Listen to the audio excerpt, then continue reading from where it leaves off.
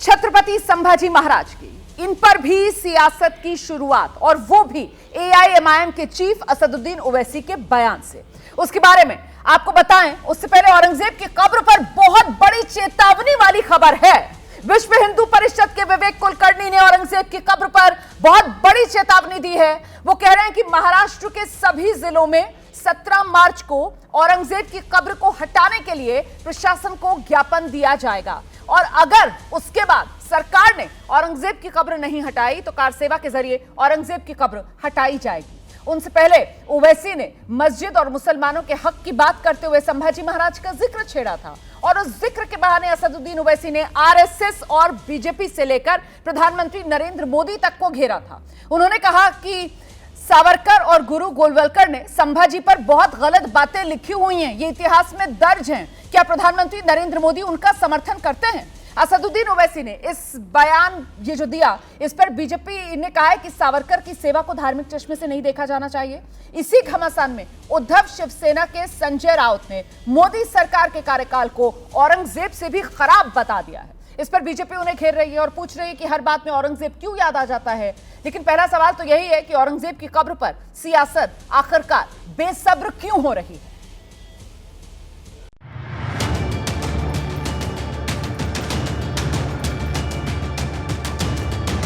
छत्रपति संभाजी को बदतरीन अल्फाज किसने इस्तेमाल किए थे?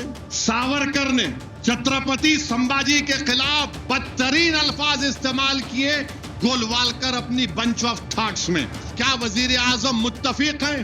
क्योंकि वजीर आजम बोला अच्छा पिक्चर है।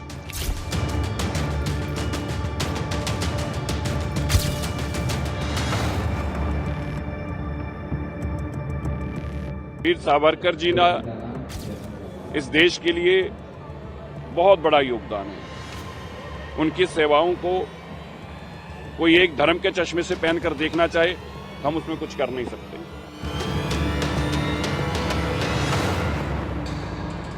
ये मोदी जी की जिम्मेदारी ये आप छावा फिल्म देखो, जो लिखा था गोलवलकर गुरुजी ने वो गलत था संभाजी महाराज के बारे में। ये ठोक कर बोलना चाहिए, क्योंकि संभाजी राजे हमारी दैवत है।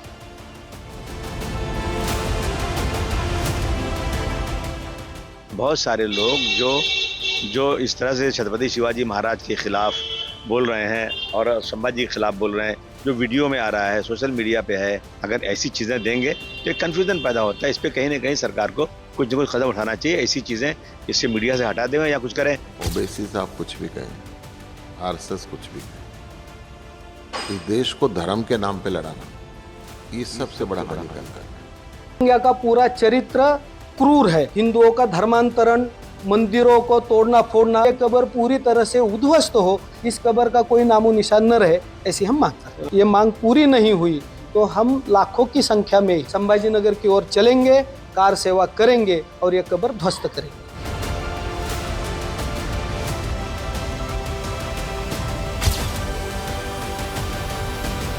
औरंगजेब ने अगर अन्याय किया है, अत्याचार किया, तो आप लोग क्या कर रहे हो? किसान मर रहे हैं। औरंगजेब के कार्यकाल में जो हुआ है वो हुआ, लेकिन आपके कार्यकाल में, आपका कार्यकाल औरंगजेब से भी बहुत खराब है।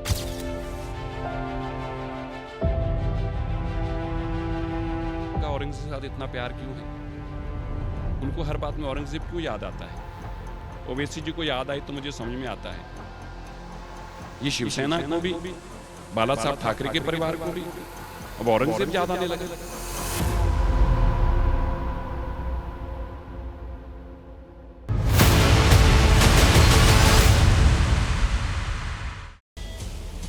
तो औरंगजेब की कब्र पर यह सियासत बेसब्र, इसी पर जरा आप चर्चा कर लेते हैं। सबसे पहले प्रोफेसर संगीत रागी, मैं आपके पास आ रही हूं और आपसे मैं समझना चाहती हूं कि एनडीए की सरकार है महाराष्ट्र में, और वहां पर अगर विश्व हिंदू परिषद जो है वो कारसेवा करेगी और कारसेवा के जरिए औरंगजेब की कब्र को हटाया जाएगा, तो इससे क्या संदेश जाएगा?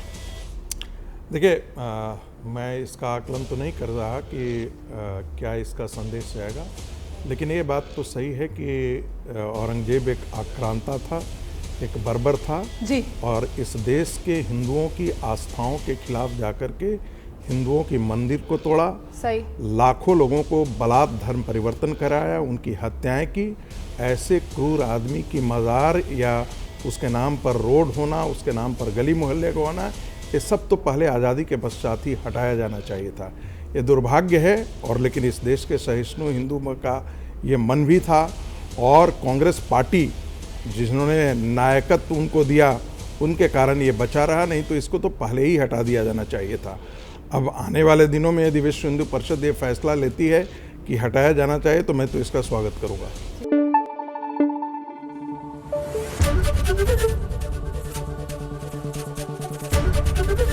एबीपी न्यूज़ आपको रखे आगे।